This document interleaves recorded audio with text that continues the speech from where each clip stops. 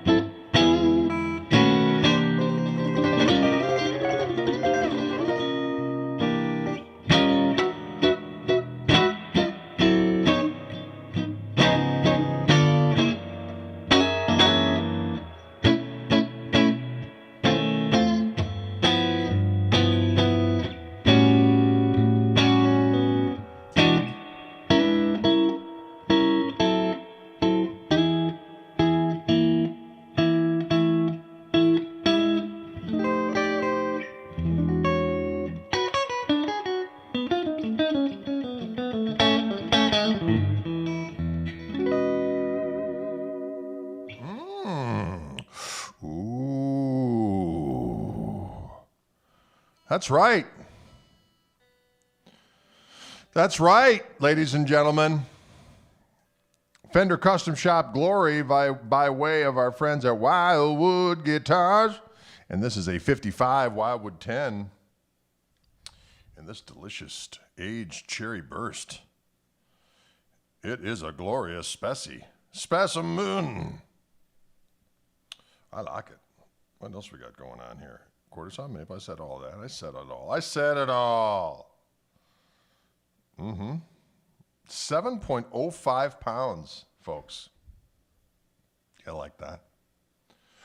Where did you buy that glorious beanie? My friend, you can go to gregkoch.com and there are beanies to be had. Gristle beanies, as I like to call them, in a variety of different colors, available at gregkoch.com, a place of honor and diplomacy. Any tips for using whole tone stuff to spice things up? Well, yeah, you know, you can throw it in really whenever you want. And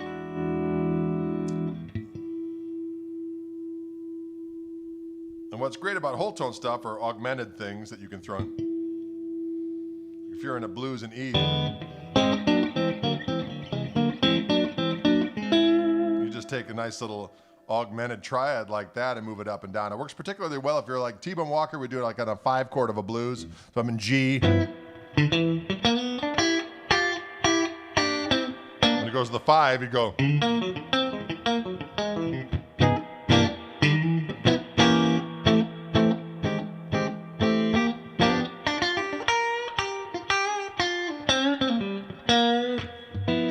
Or here.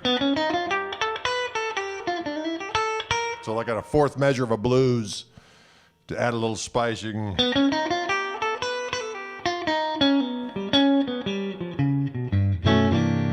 Right before the 4 chord, add a little bit of juice. You can just take that much. Or just go up major seconds. And that is good for you, and it adds a little tensione. That's a little smidgen, if you will. A smidgen, if you will, of some whole tonery that you can add to your activities. Whole tonery activities. Can you dig it? Wayne says, modal blues makes me feel fancy. Modal blues makes me feel fine. Rolling with the whole tune in my mind. Wow, that was weird. But have we come to expect anything else here on Orange Room Activities? Can you dig it?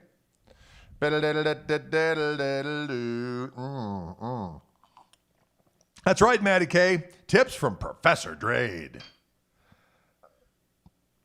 Excellent, Christopher. I'm glad that whole tone tutelage was effective. What's in your coffee? Power. Mystery. Hammer of the gods. I have a delicious Gaggia coffee machine from our friends in Natalia.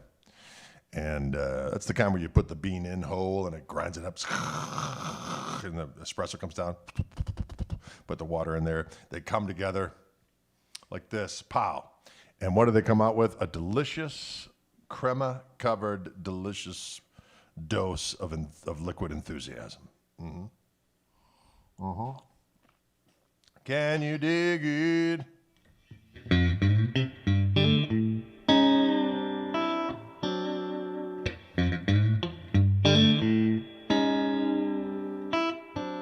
Nice 4 position on this guitar.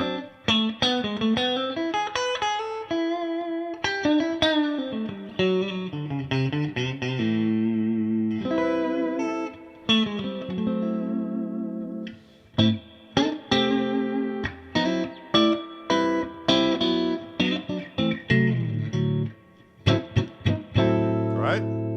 Oh, big log.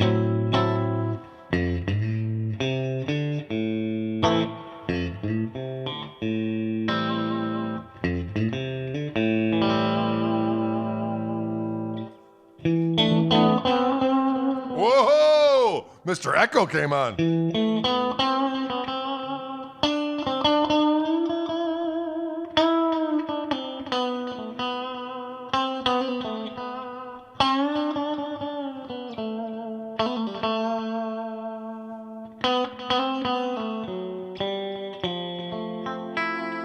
we go. Diddle diddle diddle.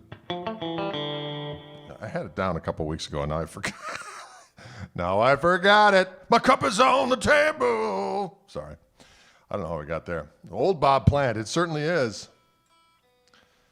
And, yeah, but the sound of the Strat reigns supremo. This is a good sound, too, for the...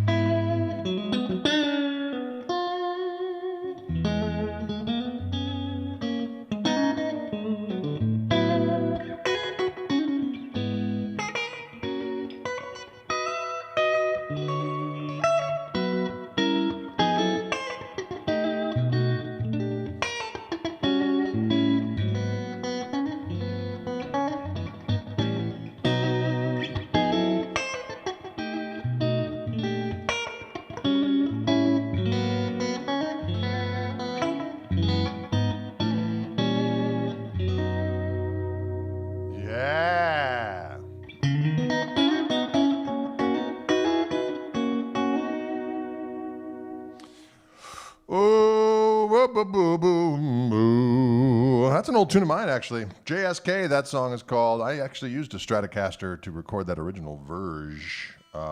That's why it's such a good one to play on these guitars. That's on the 4 position. Someone asked if these are the Fluence pickups. No, this is a guitar right from Wildwood, so these are the special Wildwood recipe that they make in the Fender Custom Shop for the Wildwood 10 guitars. This is a Wildwood 1055 Strat, but yet with a 57V neck profile.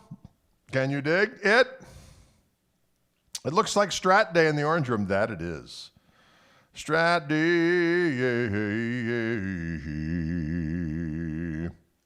Wasn't Jimmy partial to the middle position? He certainly was, you know.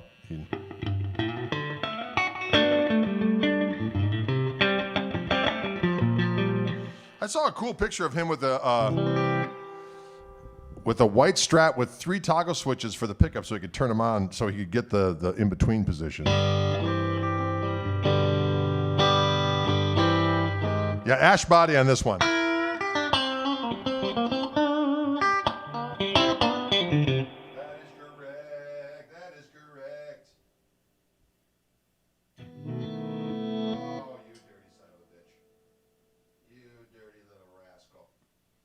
Sometimes I get impatient. You know what? Sorry, I messing around with my looper duper.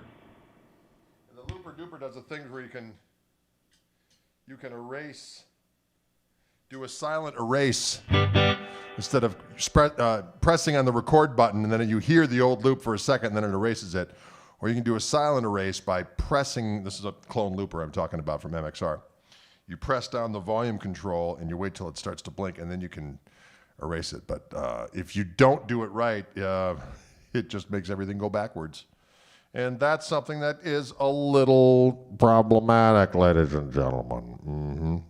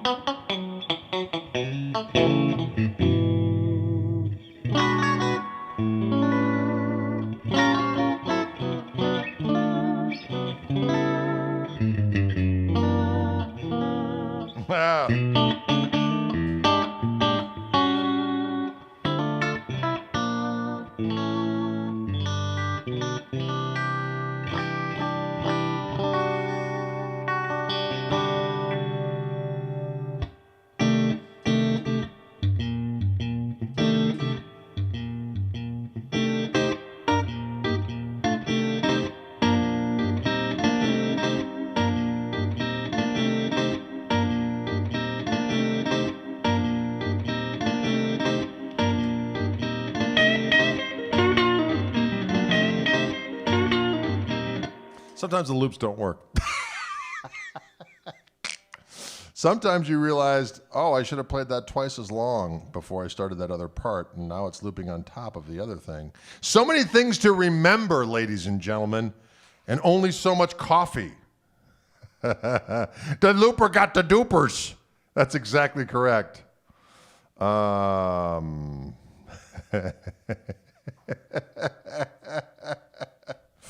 Oh, it's funny.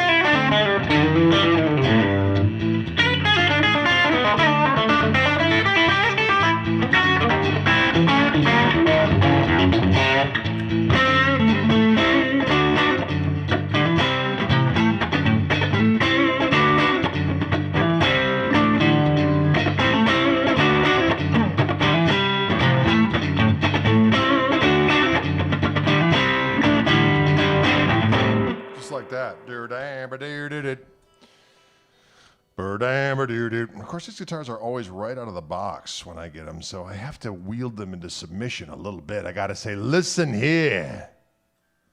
You will be mine, and you will do as you're told.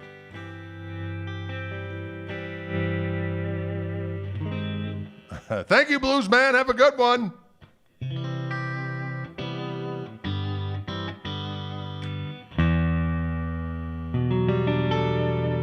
Yes, Tom, I did finish that Hendrix book. I enjoyed it immensely. Thank you very much. I finished it actually pretty quick. I went through it. I enjoyed it immensely. There's some good tidbits in there that I had not, I thought I had heard it all of the Jim stories. But there's always new stories. I heard a good Jim story yesterday from my buddy Jeff Degenhart. Jeff is a guitar player in town here that was really good buddies with Hubert Sumlin. He's an older than me anyway, so I think he's going to be, he said he's going to be 75 next week. Woo, I can't believe it. Anyway, he flew out to go see Hendrix at Monterey because he knew about Hendrix because he would send away for records to this record store in London. So he got the Cream records and John Mayall's Blues Breakers, Clap, all that kind of stuff. He got them from this record store in London that he would send away from and get a mail order. And so he got a copy of Our Experience before it was out in America, or before, he knew about Hendrix before most people did.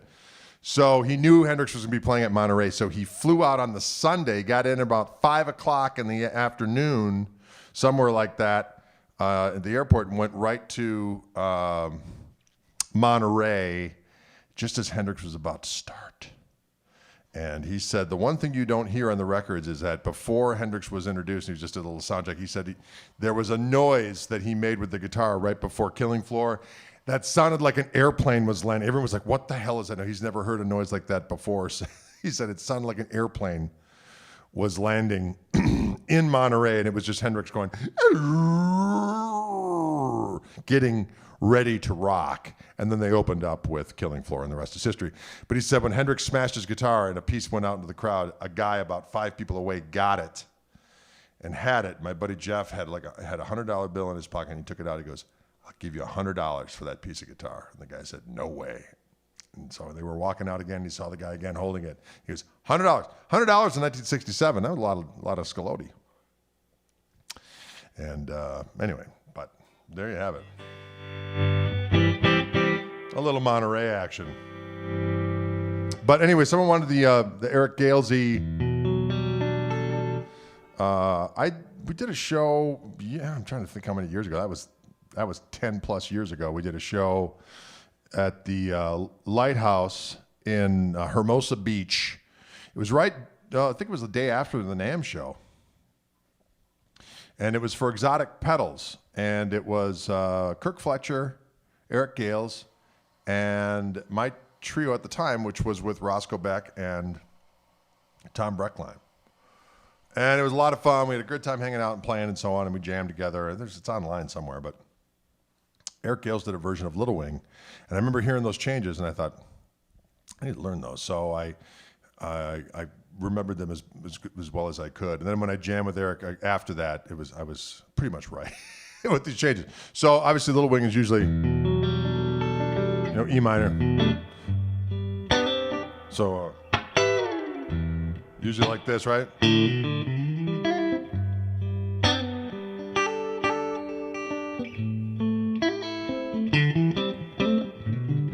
Something like that.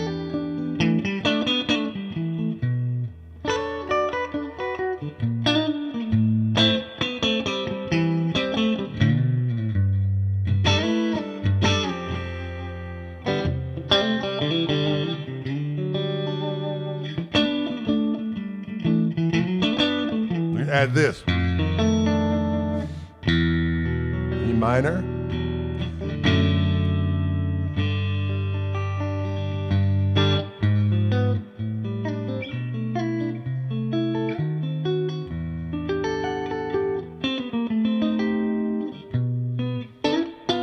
Oh.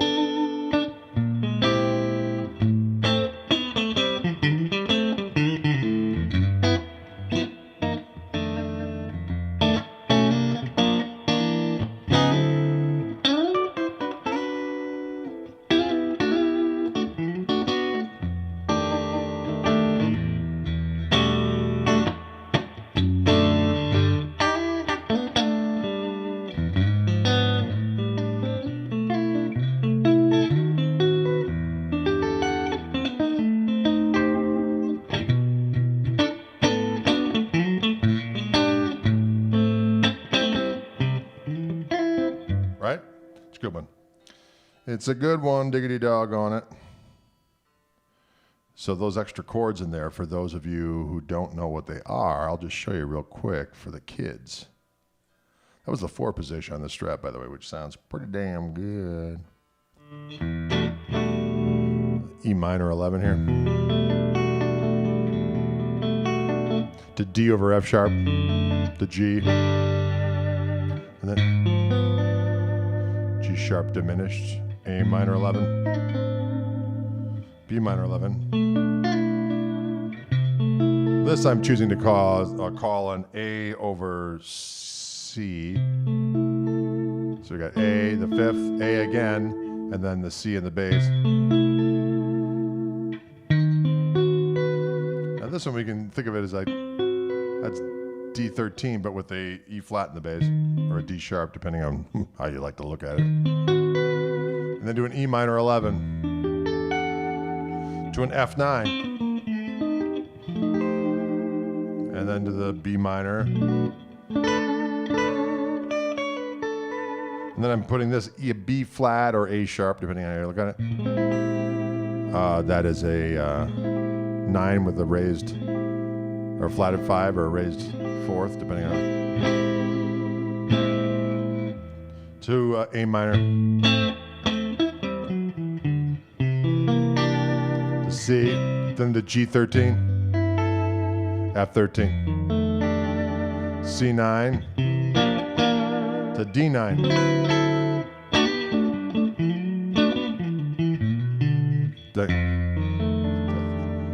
to F13, back to E.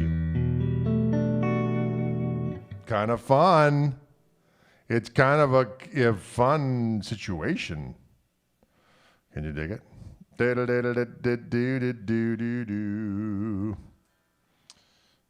I just looked at the screen to see what people are saying, and I saw a question simply, is there weed in heaven? Wow. Don't know that you're going to need it. But imagine that there's experiences that supersede the cannabis sativa journey whilst on the other side. I'd like to think so. Hi, Greg. Have you ever played in Ireland? No, I have not. And that was going to be rectified last fall. We have a tour that's on the books for this fall that we hope will take us. Well, we hope it happens, number one. Go to the UK and then over to Ireland. So hopefully in the fall. But if not in the fall, as soon as it's better than after that. There's no lungs in heaven. So many philosophical questions today on the live stream. Weed in heaven. Well, are there lungs in heaven? Boy, it's so crazy. Someone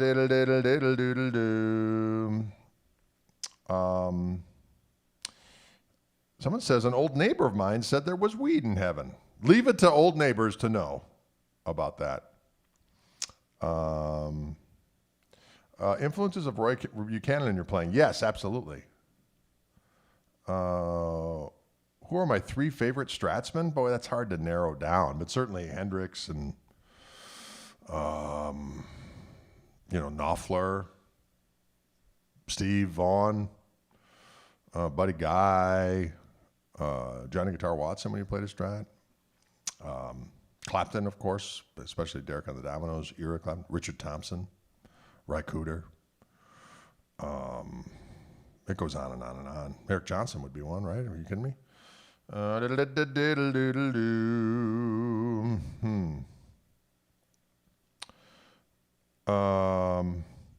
do you get a good 335 overdrive tone? Mine sounds waspy.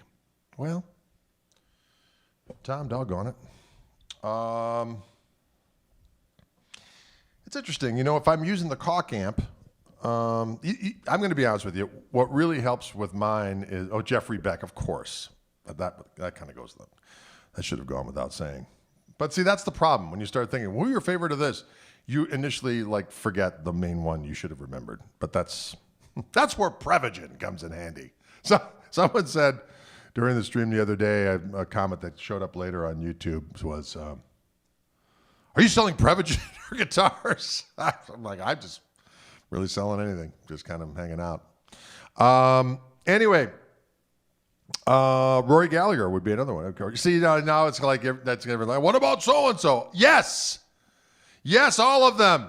Let's just say all of them that I meant to say but couldn't remember in the moment because of lack of prevision. See, that's where it all begins. Then there will be crunch berries in heaven. That's true, Paul. Thank you. Thank you very much. 335. Back to the 335. Thank you, Tom, by the way, for rescuing me from I went far afield there for a moment. Well, my 335 back in the day, you know what was crazy about it is I loved it, but it was very difficult for me once I had my rig EQ'd for the 335, as I recall, to go back and forth to the other guitars. I'm trying to remember what I used to use back in the day. Back in the day when I used my 335, I had purchased an amp from a buddy of mine that was a Music Man RD112, which were weird amps in a way because they had a solid state front end and a tube power section, if you'll recall. Not that I knew any of that back then. I was like, oh, okay, Clapton uses one of these, probably good.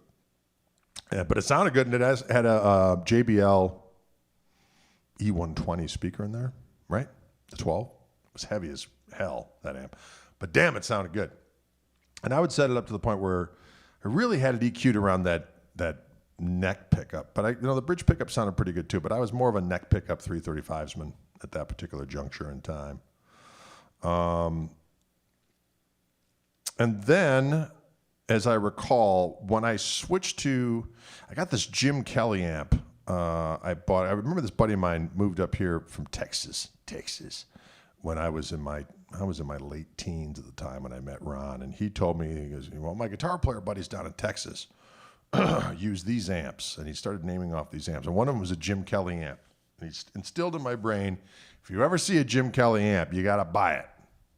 So I was in a music store in 1988, Uncle Bob's Music in beautiful West Dallas, Wisconsin. At that time, I was in Milwaukee still on Capitol Drive. Went in there, and I looked down, and there, being sold on consignment, it had the slipcover on, was a Jim Kelly amp. And I said, what's that?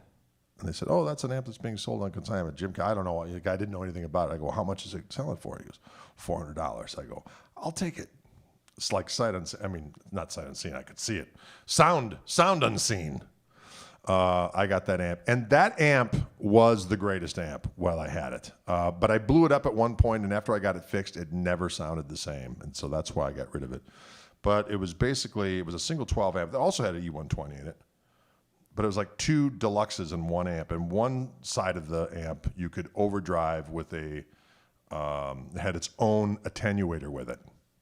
When I plugged that 335 in that bad boy, the neck pickup sounded like the juiciest neck pickup sound on the 335, and then if I go to the bridge, it sounded big, and it all sounded good. So that was a magical combination for a while, and I really, since then, I had had a hard time finding the combination where I could get all of that stuff to work. And it wasn't until I actually put the Fluence pickups actually in that 335. Once I put the Fluence pickups in there, the 335 sounded great if I was just playing the 335. But if I was playing my Reverend or a Strat or whatever the case may be, and I grabbed the 335, in comparison, it was just, there was futzing to be done. You know what I mean? I would have had to have changed the EQ, whatever, so on and so forth.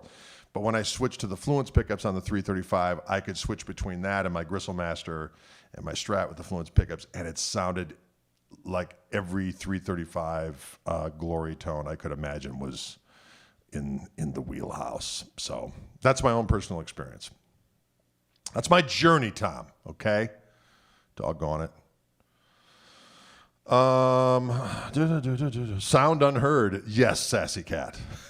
Did I study guitar at a music school? I did. I went to the University of Wisconsin, Stevens Point, and I studied jazz guitar there. Really majored in beer, as I like to say, but I did learn many, many important things. This is an interesting question. Asked, what is it? Is it Kugelman? Kugelman 68. Actually, this is a question that Josh Smith asks every time he does one of his interviews, he asked the same questions to everybody to get their response. And would you rather have a bad amp or a bad guitar on a gig? And I said a bad amp, because as long as I got a good guitar, I can make whatever amp what I mean by good guitar is I need it to stay in tune. If I can't have a guitar that stays in tune and intonates properly, it's all over with. Am I right?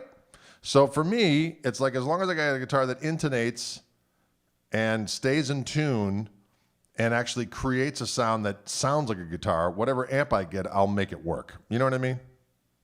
These are my thoughts. These are my thoughts. Can you talk a little bit about what makes the Wildwood 1061 Strats so special? S. Mark. Well, I like the 55 too. I like all the Wildwood 10s. The 61s have this bigger neck profile. Well, it's that, I think it's a 59C on there. Well, here's one right here. Let me grab that. So I thought it'd be fun to play this one, which is a 55 Wildwood 10, but it's got a 57 neck profile. So it's a little skinnier neck than what's usually on the 55s. Usually on the 55s, you have a 55U-shaped neck. But ash body, quarter saw maple neck, 10-inch radius, 61.5 frets, and the special hand-wound pickups that are made in the Fender Custom Shop for the Wildwood guitars specifically. So if I grab this guitar over here, this is going to be a 61 Wildwood 10. So it's going to have the same pickups, but now it's an alder body and a Indian rosewood fingerboard, also 10-inch radius. See how much darker it is right away.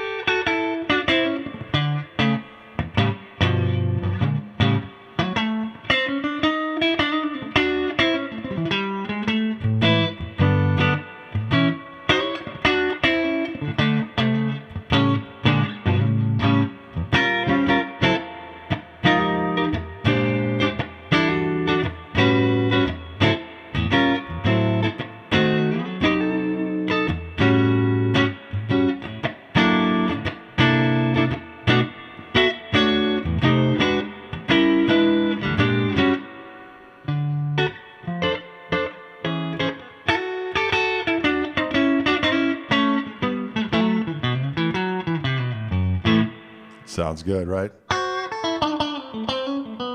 Actually, it's the same finish on this one as the other one. It's just that the other one was ash, and this one is alder. Other than that, it's the same finish.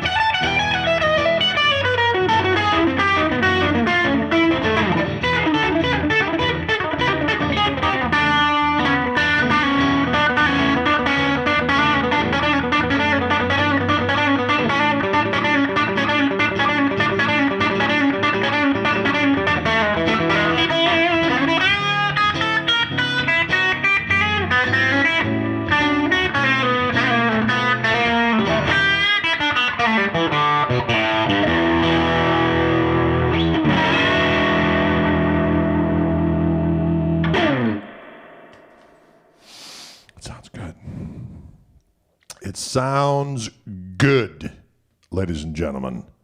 This one, a Wildwood 1061 Strat. So unlike the other one, alder body, AAA rosewood neck, fretboard, I should say. Neck is still quarter sawn maple. Heavy relic. Same pickups, though. So you're really hearing the difference in wood. Can you dig it? You're hearing the difference in wood.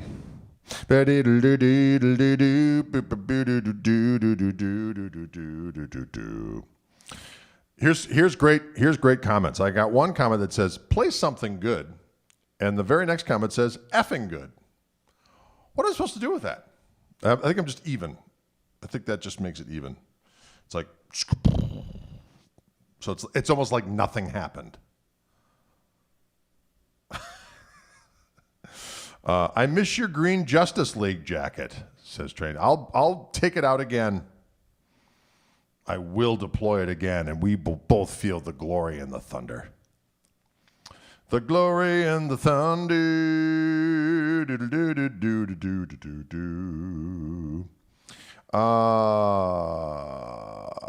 Got a 62 custom telly Wildwood 10 3 days ago. It's absolutely perfect. From the box, it was exactly set up how I explained it to them. Excellent. That's good to hear. They know what they're doing out there, doggone it. So what happens, folks, is when I get the guitars here, they're right out of the doggone box. And then I play them. I send them back. If somebody wants it, then they call up and they say, yeah, I want that guitar. I'd like to set it up this. I use this string gauge. I like it set up like this. And they set it up to your, to the most delicious morsels. Eugene says, not your best. Eugene, I don't think you'd know the difference. Sorry, just kidding. But who would say that? I don't know. Maybe Eugene would. Have a recommendation on Fender amps in the reverb line, super, deluxe, etc. You know what? I've been a super reverb fan forever, but it's a lot of amp for most people. Situations, it might be a bit much. So deluxes are great. Princeton's are actually a delicious amplifier as well. So I like Vibroluxes as well. So if I had to pick a new-ish one, a lot of times when I'm doing the Fishman clinics in a store and I'm coming in and it's at a store where they're not going to have, they're not going to have the Koch amps or whatever the case may be. They might have a deluxe, a reissue. I usually do that and I turn it up to about 7 and I keep the EQ pretty flat. And then I just use the volume control on the guitar and kind of go back and forth with my clean tone with the volume down, turn it up. It's meaty, hit the second voice on the Fluence pickups and it goes, so those are great for that.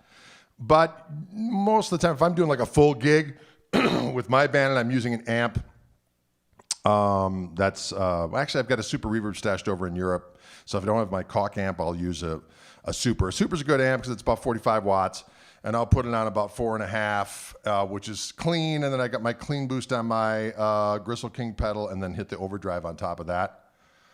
And then I get a lot, the kind of poi that I need for the kids.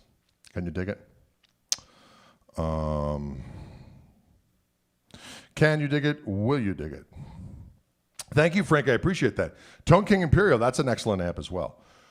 Are you coming to Summer NAMM? That's a good question, Jeremy. I do not know yet at this particular point in time. But we're hoping that things return to normal. But if it's safe and everyone's cool with it, and I've been vaccinated, and hopefully numbers will go down, all that kind of stuff. Yes, hopefully that'll be the case. But we shall see. Welcome to the Gristle Room. That's right, August. Welcome. The ham-wired ones are a lot of dough. And you can hear the difference if you really sit down. It's like, let's put it this way. If you sat down and you played one of those Tone Master Deluxes and you just sat and played that, you're like, this thing sounds great. It's got an attenuator on it. It weighs nothing. It's inexpensive. It sounds great. Excellent. If you played it next to the tube version, even though they're like, oh, you can't tell the difference. You can tell the difference. You know, it's not, is it enough to ruin your day? Maybe not, but there's a difference. So you sit down, you listen to that, and you're like, well, maybe, It's going to be that same incremental difference when you go to the hand-wired one. So there's going to be differences. It's just, what do you want? What is good? If you just played the one and didn't have to hear the other ones, you'd be like, oh, I don't care. This one sounds good. It's almost like what you don't know won't hurt you. That sounds weird, but I think you know what I mean. Do I like the Kemper? You know, Ricardo, I've never really played through one per se, but I know a lot of people that are great players that use them, and they sound great, and they're very useful for them, both for home studio stuff and for traveling. So I'm definitely not someone who poo-poos the idea of not using a real amp, even though certainly I prefer it as far as the feel and so on and so forth. But I see the practicalities and the quality of sound that you can get with these devices, and understand that it's a viable way to get it done. But I do like to have a roaring device in the room with me, because I'm a child, really. And I like to make noise. I like to play with toys. I like to make noise. I like to play with toys. I like noise. What? Do I play Gibsons anymore? Yeah, I just on my Instagram today, I played my 335 on there. I think that's why Tommy may have asked about the 335 stuff. But I have a Wildwood spec 58 Les Paul in the gloss format that I just got not too long ago, as a matter of fact.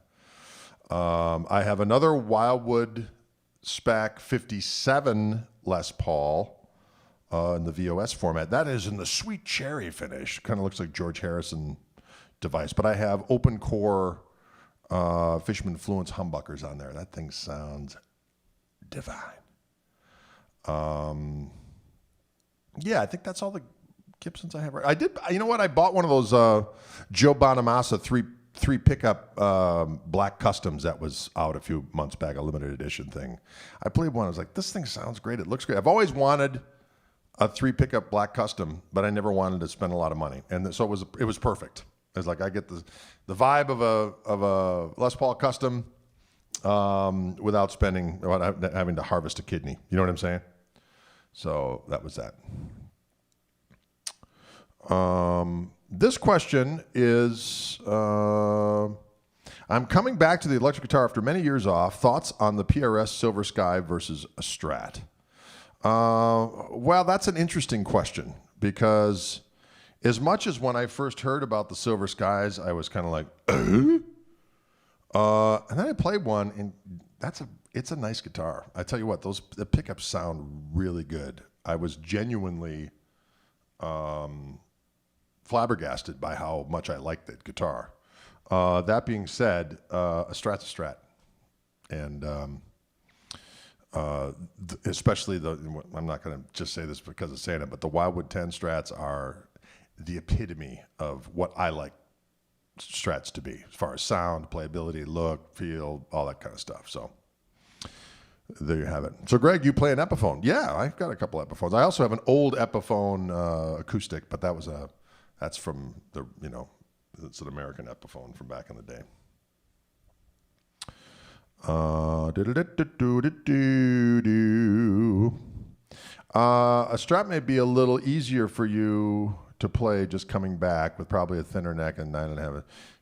Yeah, that's probably good advice. Yeah. Fender should make a PRS with a Fender headstock. Wow, it's crazy. It's a crazy world. Does Greg rate Eastman guitars? You know what?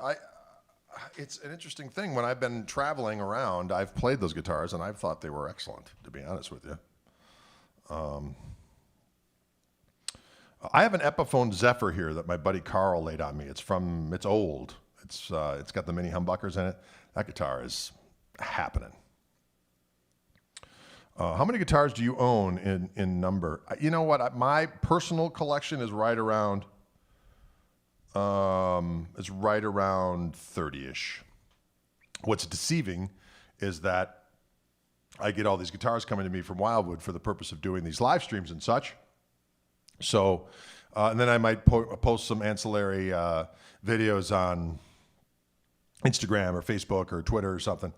And people see those guitars and they're like, oh my God, he's got another one. And I was like, well, not really. It's just making a pit stop. But it's right around, it's maybe a little over 30 at this point. And then my buddy Carl dropped off a bunch of his guitars. So occasionally you'll see me with a, you know, that cool old Epiphone Zephyr, or we've got a Gretsch 6120 here somewhere, a couple different custom shop tellies, so on and so forth.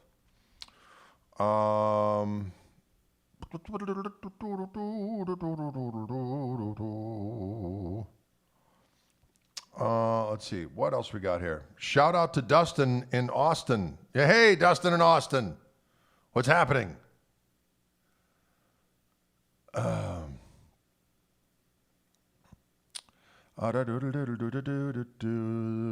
pickup isn't amazing, but the guitar is well built and sounds nice acoustic. I'm sorry, Jay, I didn't know what you were talking about with that. Just got a couple of Sir guitars. What do you think about them? Have you tested a few? Probably. I think they're the best of the best. So the Sirs are definitely very, very nice guitars. I've played the Mateus Asado model. My buddy Andy Wood is a nice Sir. Yeah, they make it's a beautifully made guitar. No question about it. Do I ever play ukuleles or mandolins or ukes? You know, back in the day, I was somewhat literate on a mandolin, but it's been years and years and years. Someone asked if I'm a Zappa fan. Absolutely. I've been a Zappa fan since knew how to talk.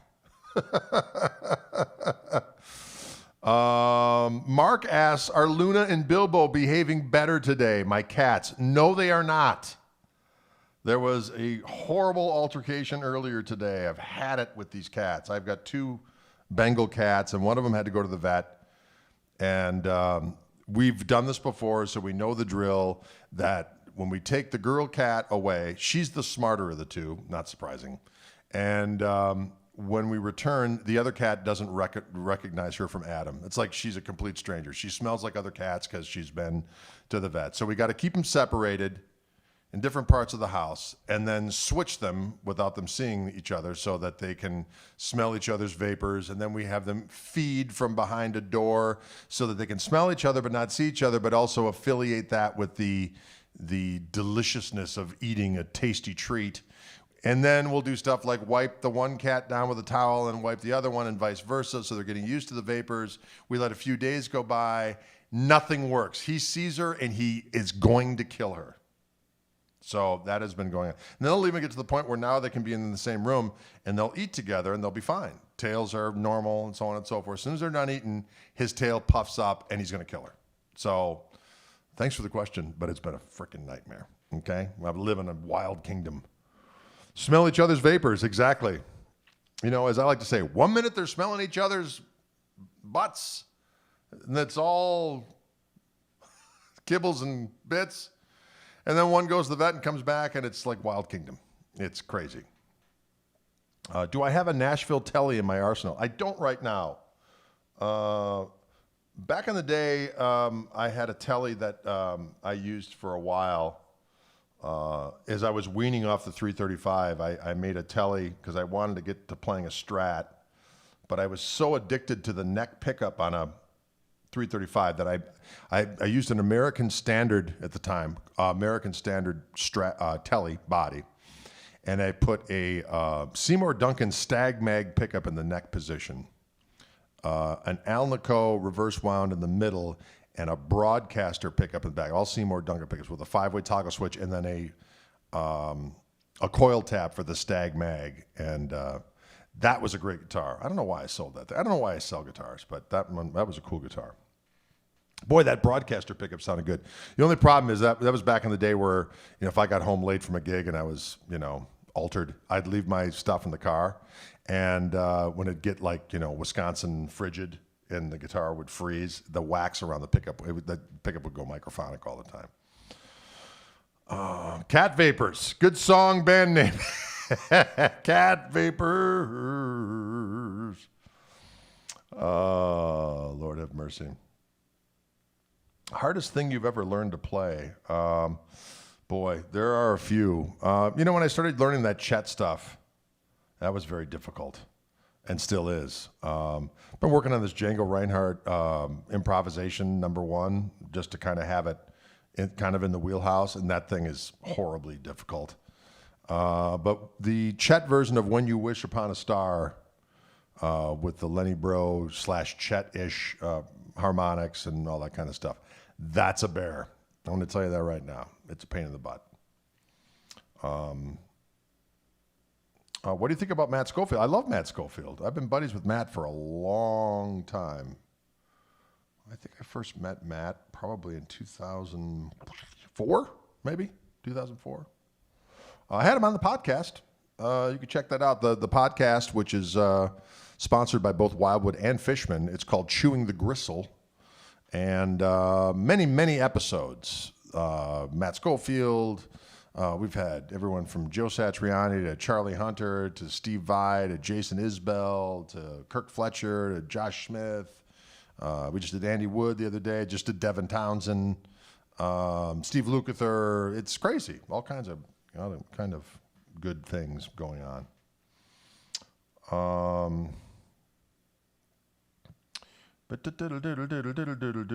And Guthrie Trapp. Just had Guthrie Trapp, as a matter of fact. Any tips for the harmonic stuff you do a la Ted Green? Well, yeah, it's hard. Well, when those guys, most of those guys were thumb pickers like Chet and Lenny Bro that would do those harmonics. So when I do them, I got to do it with the pick and fingers. Oh. Right?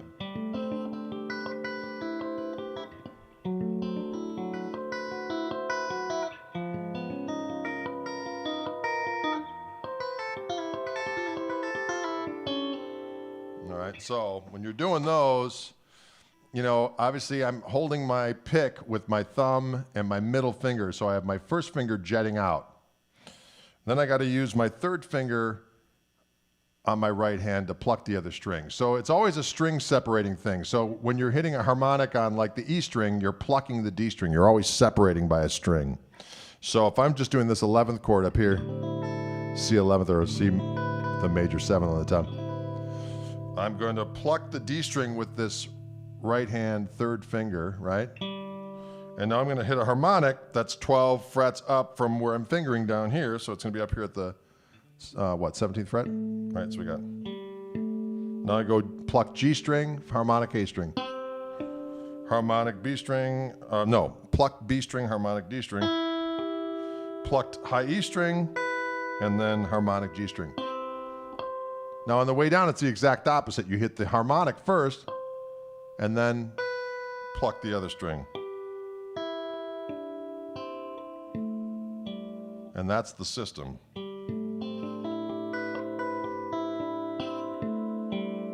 You practice that. Then once you get that, you can start doing different chords.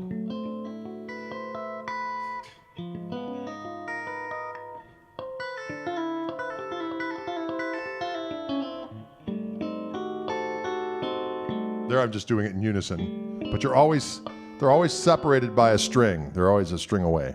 Can you dig it? Can you dig it? It's good for you. All right, folks. Well, thank you so much for joining us today. These two guitars that I've played are both Wildwood 10s, but interestingly enough, although they are the same color, they look slightly different, don't they? But it's described as the same hue, but this one is ash, kind of a transparent ash, and this is transparent alder. And of course, you got the white single ply pickguard on here, and you got more of the mint pickguard there, so that makes a difference as well. And this one, of course, has got a AAA Indian rosewood fingerboard, and this one's got a quarter sawn maple fingerboard. Both 10-inch radius, 6105 frets, and the special Wildwood recipe pickups that are made in the Fender Custom Shop. And they're both for sale, as a matter of fact, and there is a link to both of these guitars attached to the description of this very video. Can you dig it?